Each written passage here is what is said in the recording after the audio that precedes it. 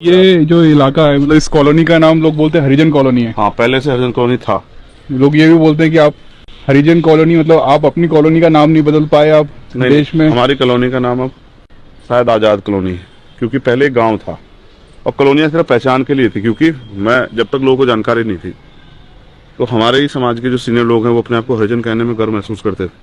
उनको लगता था चमार कहेंगे या अपनी जाति बताएंगे, वाल्मीकि कहेंगे तो उनको जो है ऐसा ना हो कि दूसरी कास्ट के लोग उनको अपमानित करें या उस नज़रिए से देखें। तो ये हरिजन के आंचल में वो ढक लेते थे खुद को। उनको लगता था इससे अपमान नहीं होगा। तो यहाँ बेसिकली ना इस आबादी को समझना पड़ेगा इस बात के साथ। कह तो कोई भी कुछ भी सकता है। वो सदगुरु रविदास जी का मंदिर है वहाँ, वो सामने। हाँ ये सामने।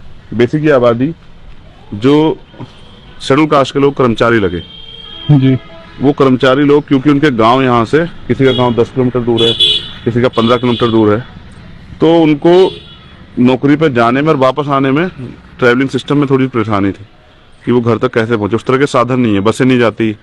पहले घोड़े तांगे जाते थे, घोड़ा बुगी समझते हो? हाँ जी बिल्कुल। घोड़ा बुगी जाती थी। अच्छा, वो भी उनकी भी एक लिमिट थी कि 5 बजे के बाद नहीं जाती थी। चोरी चकारी का बहुत डर रहता था, इसलिए वो लोग वहां से आके यहाँ बस गए। क्योंकि यहाँ रोडवेज बस स्टैंड है, यहाँ से जाने आने में यातायात के साधनों में आसानी थी। अच्छा। तो ये जो बस्ती है ये सारी शेड्यूल कास्ट के लोग की बसी थी सबसे पहले। अच्छा। यहाँ बड़े पैमाने पे सिर्फ दलित समाज के लोग थे। फिर धीरे धीरे दूसरे लोग भी बसने स्टार्ट हुए। अब क्या हुआ कि जो लोग यहाँ से और डेवलप हो गए, वो लोग यहाँ से, कुछ लोग सहारनपुर चले गए, कुछ देहरादून चले गए, कुछ रुड़की चले गए, वो भी यहाँ अब बहुत कम घर रह गए। मतलब बहुजनों के भी बहुत कम घर। हाँ, हमारे लोग नाम वाम पे खूब ध्यान देते हैं, काम पे नहीं ध्यान देते कि हमारा काम कैसे आगे बढ़े। नामों की लड़ाई लड़ रहे हैं ना। बाबा साहब अम्बेडकर ने कहा मुझे पूजने की नहीं पढ़ने की जरूरत है, मैं मंदिर में नहीं मैं किताबों में हूँ। लेकिन हमने क्या किया, बहुत बड़ी बड़ी उनकी जो है मूर्तियाँ लगाई।